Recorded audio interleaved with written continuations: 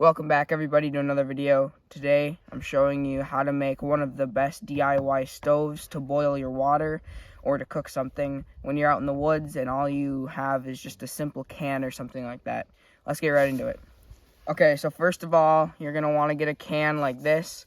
It's just like a tuna can or a can that canned chicken will come in, something like that. And then you want to find some wood shavings or sawdust, something like this that I have in this bag. Just small, fine shavings. They can be bigger than this. This is pretty fine. Probably don't want to go much finer than this or too big, because you want it nice and dry so it burns really well. Then next, you're going to want some kind of wax. Here I just have an old candle. I shaved some of the wax off and put it at the bottom of this. And then we're going to melt some wax over the top as well. Also, I have some holes in the can so it can breathe.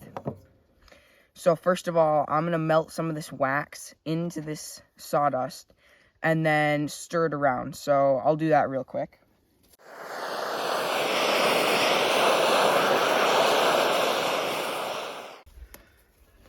Okay, so as you can see there, I melted a bunch of wax in.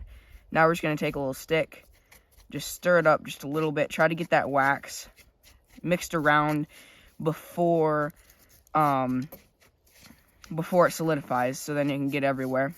And then you can see those little chunks of wax in here at the bottom that just mixed up to the top. I put this in here before I put the sawdust in, so then when you light this flame, more wax will melt into the sawdust, and it'll keep the flame going for longer, so it doesn't burn all the sawdust.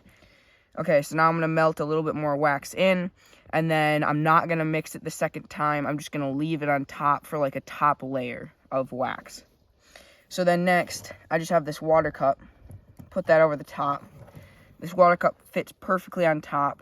That's why I have the holes on the sides, so then the fire can get oxygen to burn hotter. So you can put that on top. That fits perfectly.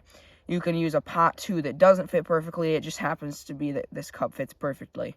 So now we're going to go ahead and light this, and we're going to try to boil this water. Okay, I have some birch bark here now, and I have my ferro rod. I'm going to light some of this birch bark and then drop it into these shavings, because it's a little hard to start those shavings when they're down in a can. So I'm going to light these here, drop them in.